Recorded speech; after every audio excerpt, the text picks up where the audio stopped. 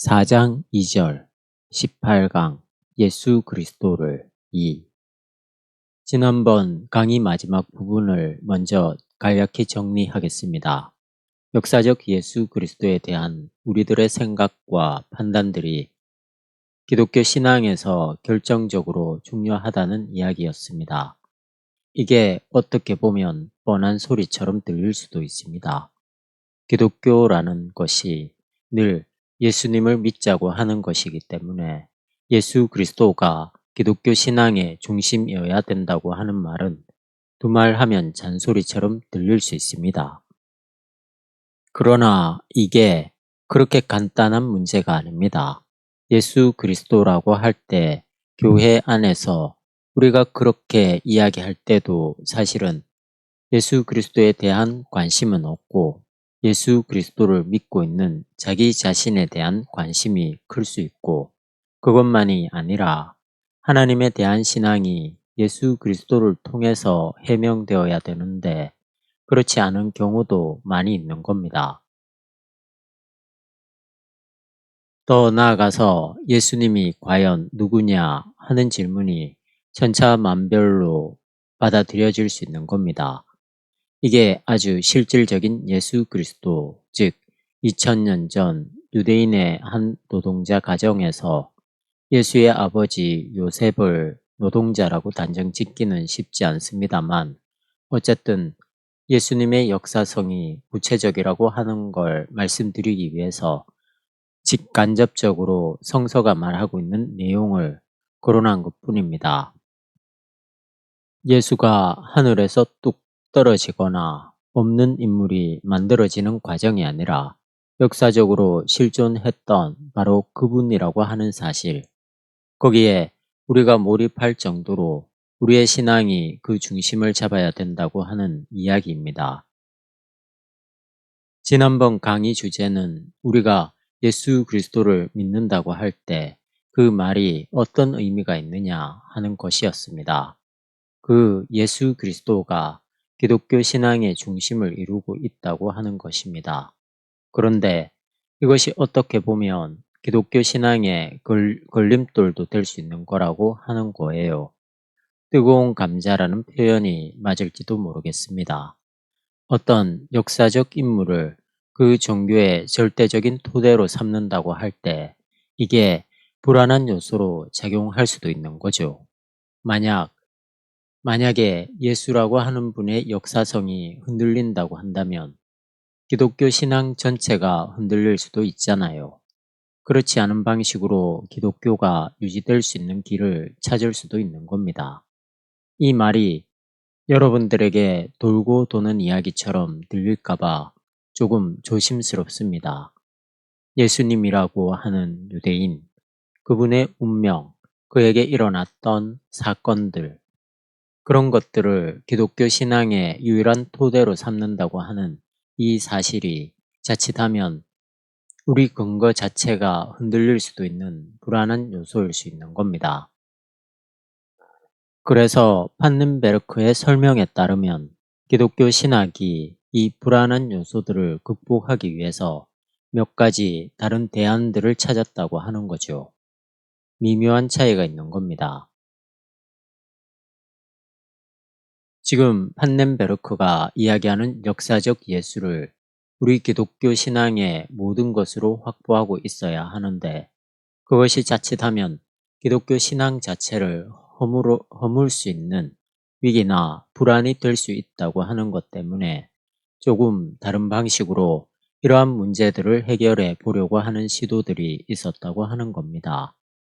예수 그리스도를 중심으로 놓는 이러한 기독교 신앙의 문제들이 불안한 요소로 제기되는 것은 역사적 예수의 연구를 통해서 그 예수의 근거들이 좀 흔들리기 시작한 거죠. 더 이상 역사에 실존했던 예수 그리스도, 그가 선포했던 하나님의 나라, 그가 기대했던 하나님의 나라, 종말론적 하나님의 나라, 이런 것들이 오늘 우리 시대에 적합하지 않다고 하는 판정을 조금씩 받게 된 겁니다. 결국 그러한 방식으로는 오늘 현대인들에게 어필할 수 없게 된 겁니다. 19에서 20세기까지 그러한 상황들이 계속 진행되어 왔습니다. 유럽의 근대주의 자연과학의 발달, 역사 실증주의의 발전들, 구체적으로는 진화론이라든지 기독교의 역사 비평이라든지 등등 물리학의 발전이라든지 전반적인 세계의 새로운 패러다임이 오늘 현대인들에게 크게 다가오는 형편이었기 때문에 2000년 전 나사렛에서 하나님 나라를 선포한 예수와 그 사건들의 확실성들이 도전받게 된 거죠. 그래서 이러한 문제들을 넘어서려고 한 몇 가지 시도들이 있었습니다. 판넨베르크는 그것을 일종의 건강하지 못한 왜곡된 도피로였다고 이야기하는 거예요. 이러한 문제 앞에서 정면 승부하지 않고 슬슬 피하는 게 잘못입니다. 그 피하는 그 방법 또는 그 시도들을 판넨베르크는 세 가지로 이야기합니다. 판넨베르크가 직접 첫 번째, 두 번째, 세 번째 나열하지는 않지만 제가 보기에는 세 가지입니다. 첫 번째는 다음과 같습니다. 책 68쪽 아래에서 넷째 줄입니다. 사실 신앙을 역사적 인식의 돌발적 사건으로부터 벗어나게 하려는 시도가 기독교 역사에서 되풀이되었다. 따라서 예수는 기독교와 더불어 세상에 돌입하게 된 진리를 역사적으로 끌어낸 분이라고 생각되었다. 번역이 매끄럽지 못한데 그렇게 복잡한 이야기는 아닙니다. 예수 그리스도 사건은 어떤 역사 흐름의 돌발적 사건이잖아요. 메시아가 역사에 개입했다고 하는 것은 바로 그런 것이 아니겠습니까? 예수의 메시아 사건에 관련된 문제들이 근대 학문에서 쉽게 받아들여지지 않기 때문에 그런 문제들을 정면 승부로 뚫고 나가지 않고 회피해 보려고 하는 시도들이 되풀이되었다고 하는 거죠. 신학이 예수에 대한 이해와 그 독특성을 강조하기에는 현대 학문과의 대화가 어렵다고 보고 대신 보편적 진리를 끌어들이려고 한 겁니다. 예수님은 진리를 역사로 끌어낸 분이다. 이렇게 이야기하는 겁니다. 이러한 관점이라면 예수님은 일종의 현인이지요. 종교 창시자라고 할 수도 있고요. 이런 인물들은 인류 역사에 많습니다. 이러한 방식으로 접근한다면 기독교 신앙이 말하는 예수님의 메시아성은 역사에 돌입한 이질적인 어떤 사건이라는 딜레마는 벗어날 수 있습니다. 그건 예수의 고유한 메시아성에 대한 왜곡이지요. 그게 하나고요. 또 다른 경우에는 오늘날에도 역시 다층적인 차원에서 주장되고 있는 것처럼 신앙 경험에서 예수의 현실성에 대한 어떤 특별한 통로가 있다고 여겨졌다.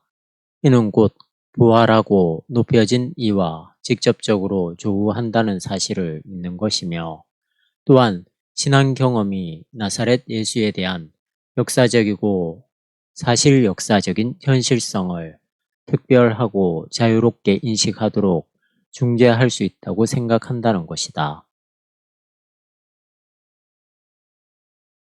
두 번째는 신앙 경험을 강조하는 것입니다. 신앙적 경험에서 예수가 누구인가 하는 것을 알 수 있는 길이 있다 하고 말할 수 있습니다.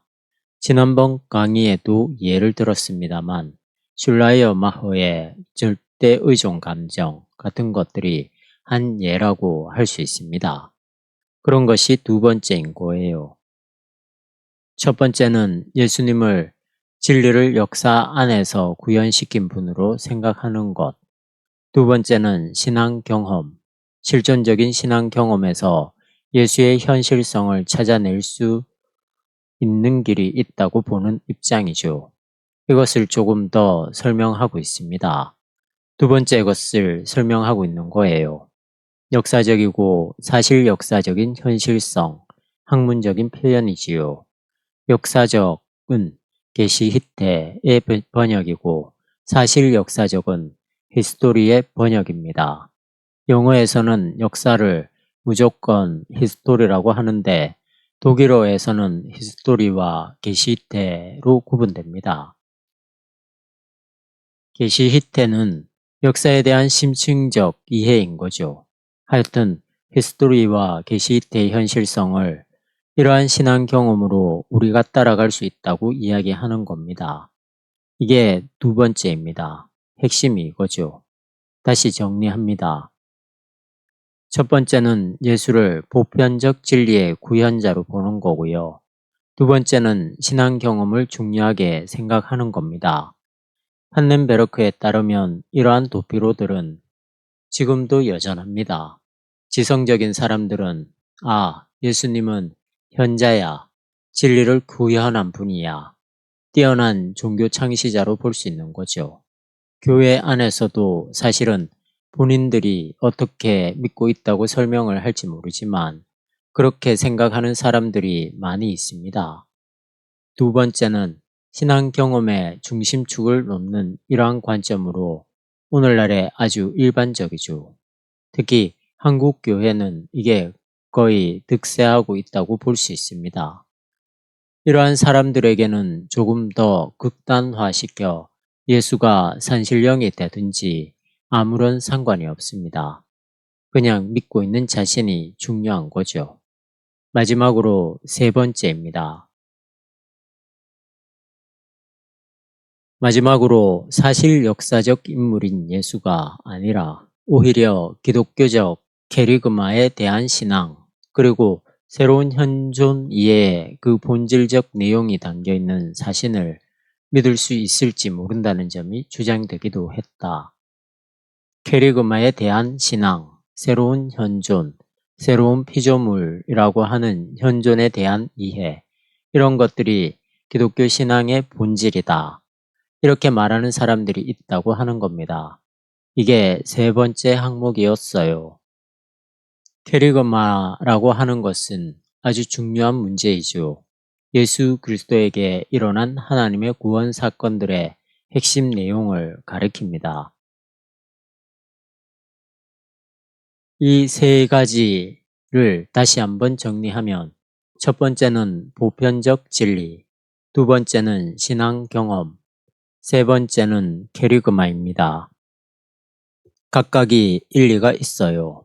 예수님께서도 나는 길이요 진리요 생명이다 라고 말씀하셨잖아요. 기독교도 보편적 진리라는 것이 분명합니다. 각각의 신앙 경험도 중요하지만 케르그마도 기독교 신앙에서 없어서는 안 될 문제들입니다.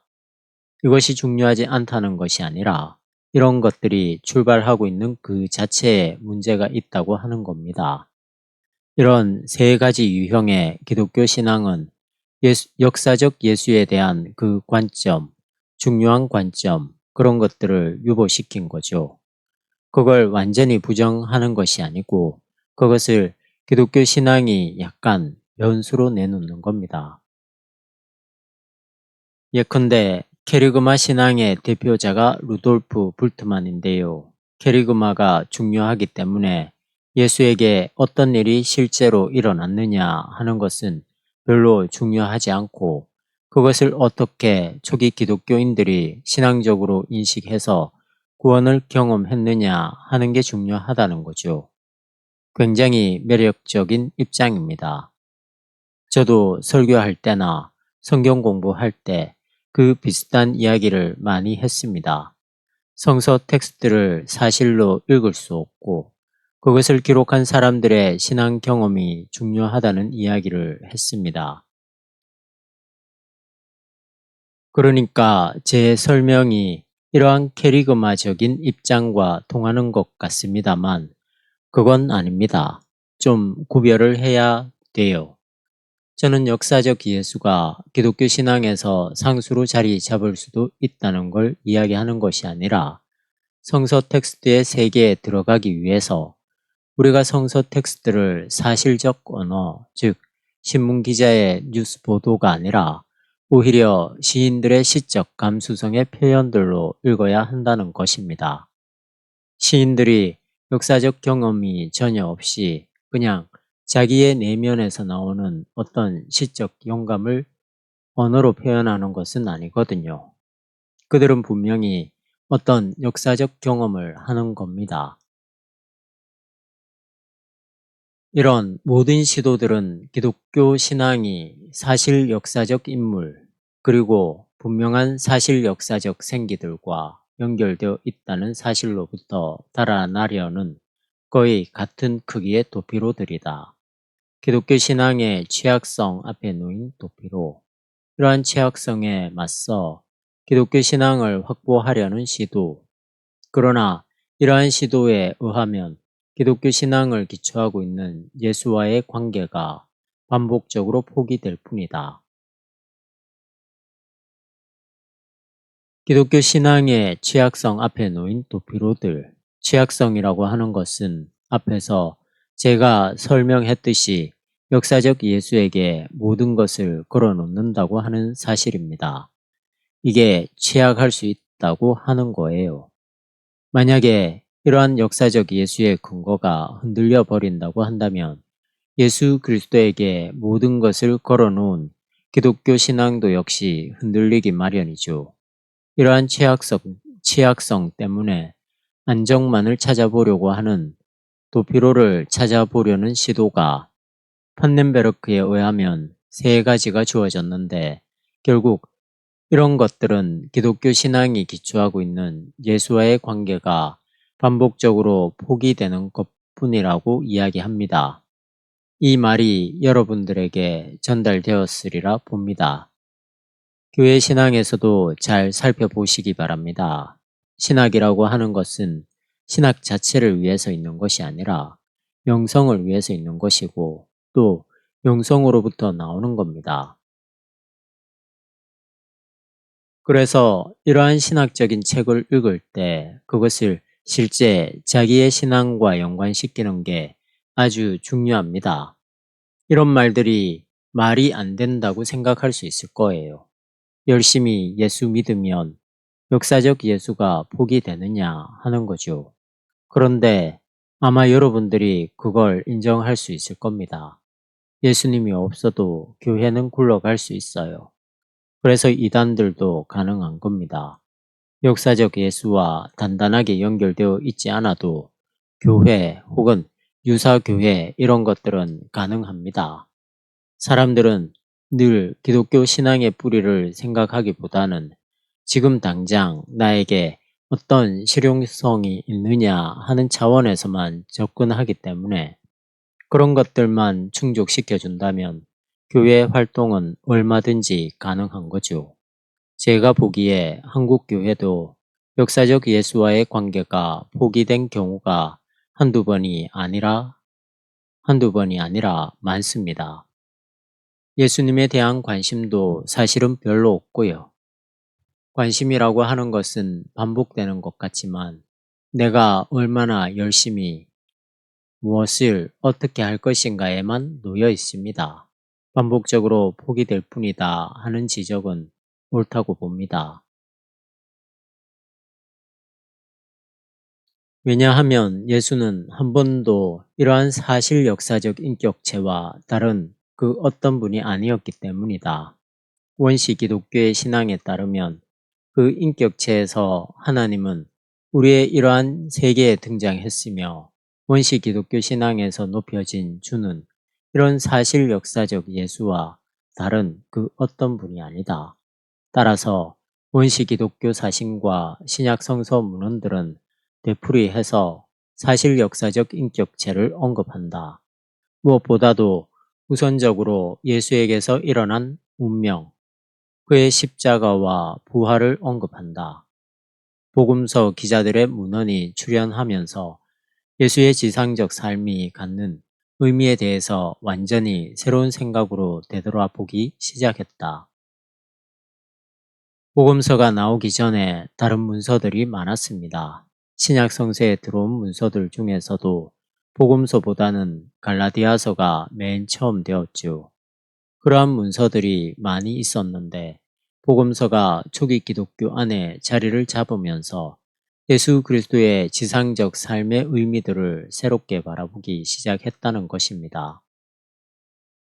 이러한 전승을 전혀 사용하지 않은 것 같이 보이는, 그리고 오직 예수의 십자가와 부활에만 집중한 바울의 사신도 역시 예수의 유일해적인 사실 역사적 현상을 신앙의 근본이라고 확신했다. 예수의 부활을 그의 사실 역사적 본질로서, 그리고 구체적인 시간 가운데서 십자가에 달린 이에게 일어난 생기로 간주함으로써 우리의 사실 역사적인 사유에서 매우 불편한 문제들이 많이 발생한다고 하는 것은 두말할 나위 없이 분명하다. 그러나 이것들은 예수의 부활을 구체적인 인간에게서 발생한 생기라고 보도하고 있는 원시 기독교의 증언이 무엇을 목표로 하는지를 인식하고, 또한 이를 통해 일어난 사태를 받아들이는 일을 적어도 방해하지는 못한다. 아직까지 역사에서 한 번도 일어나지 않았던 궁극적 생명이 어떻게 우리와 똑같이 역사 안에서 살았던 예수라고 하는 그분에게 일어나느냐 하는 문제는 불편한 거예요.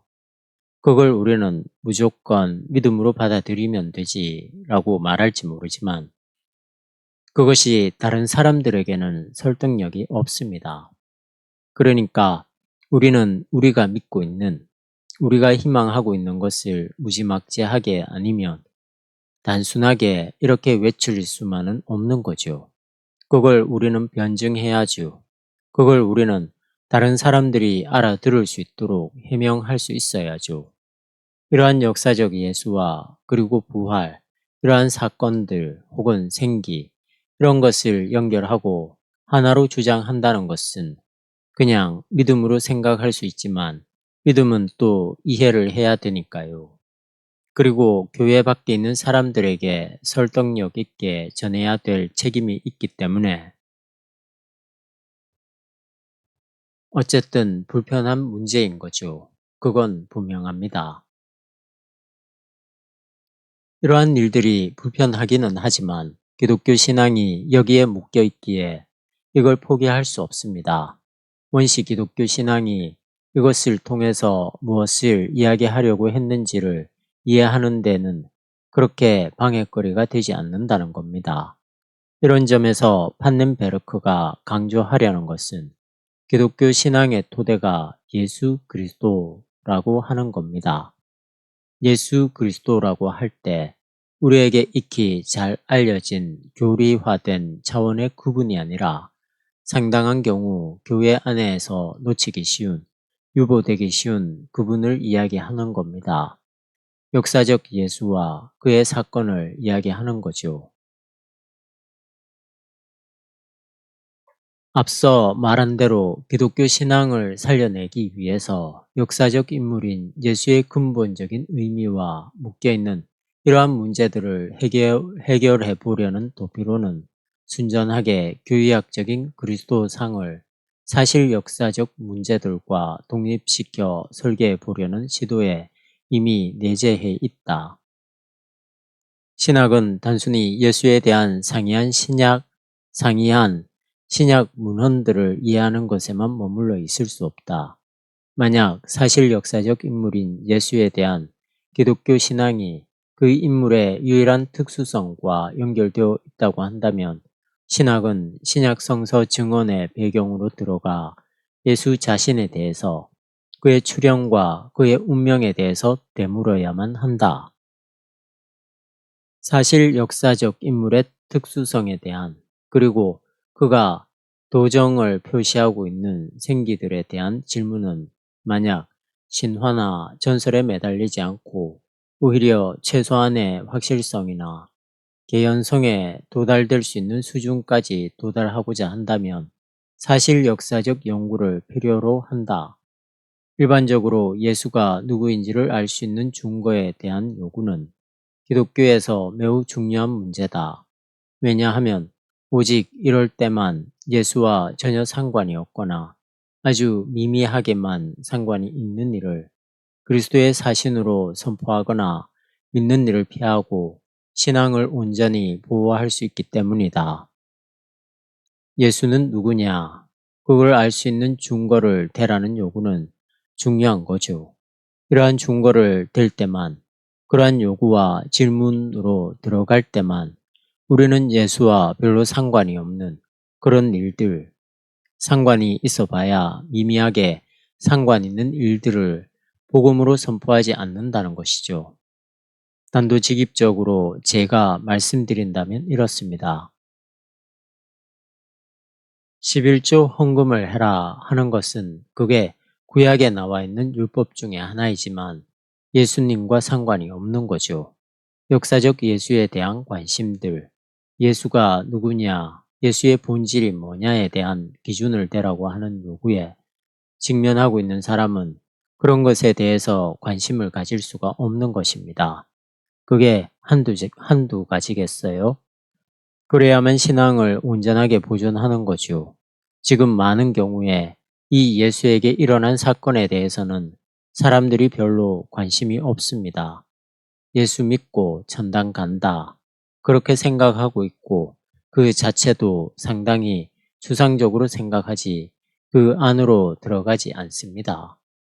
질문하지도 않아요. 하나님 나라가 뭔지, 부활이 뭔지 그런 것에 대해서 아주 진지하게 질문하는 사람들은 별로 없습니다.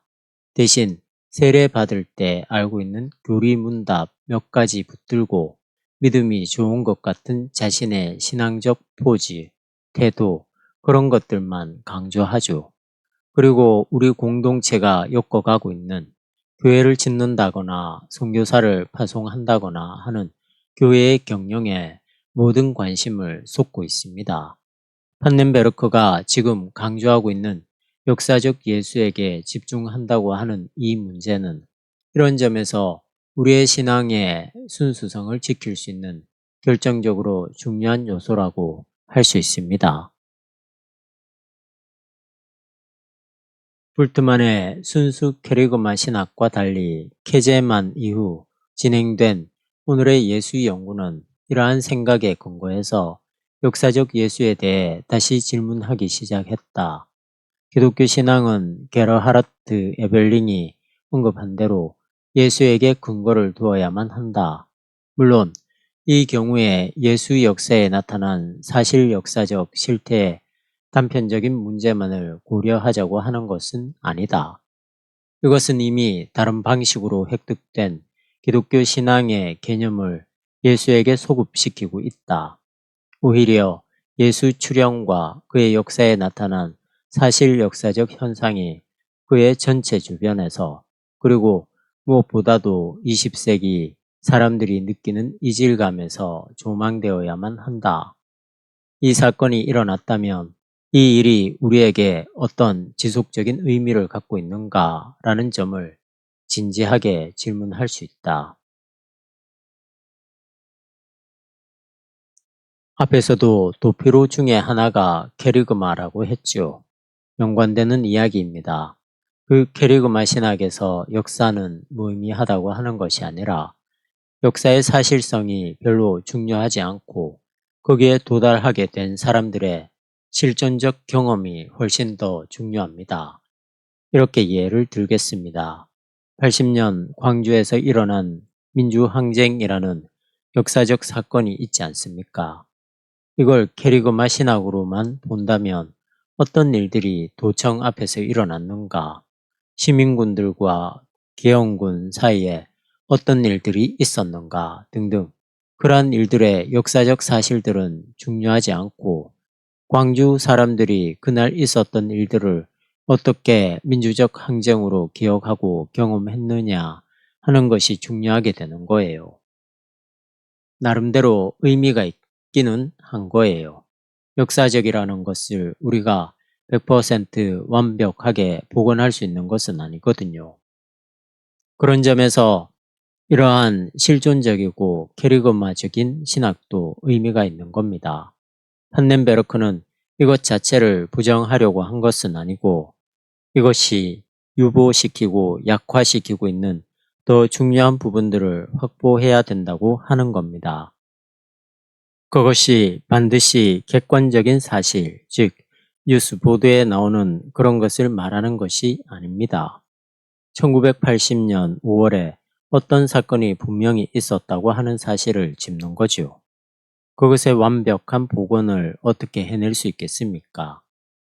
그렇지만 거기에 사건이 분명히 있었다는 사실을 놓칠 수 없습니다. 세월이 점점 흘러가고 그런 것들이 다 없어지고 광주에 있었던 사람들에게 경험된 민주화를 향한 그리고 억울한 일을 당한 것에 대한 항쟁이라고 하는 것만 남게 된다면 토대를 잊어버리게 되는 거죠. 불트만이 순수 캐리그만 신학을 이야기했는데 그것과는 달리 케제만 이후에 다시 역사적 예수에 대해 질문하기 시작했다는 것입니다. 기독교 신학이 역사적 예수를 소홀히 했다가 다시 그것으로 돌아가게 되는 거죠. 예수님의 사건에서 벌어진 전체 일들과 오늘 우리가 느끼는 어떤 이질감이 있잖아요. 전혀 다른 세계이기 때문에 역사적 현상이 조망되어야 하는 거죠. 역사적 예수에 대한 질문이 중요하다는 것을 그리고 그렇게 진행되어 왔다는 것을 말하고 있습니다. 예수는 절박한 세계 종말을 긴박하게 기대함으로써 자신의 복음 선포와 자신의 역사를 확고히 했다.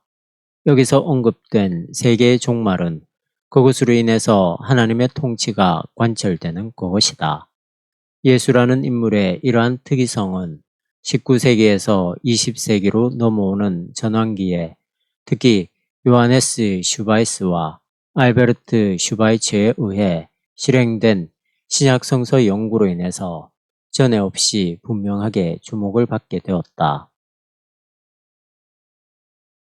여기서 예수님의 역사성을 이야기하는 거예요.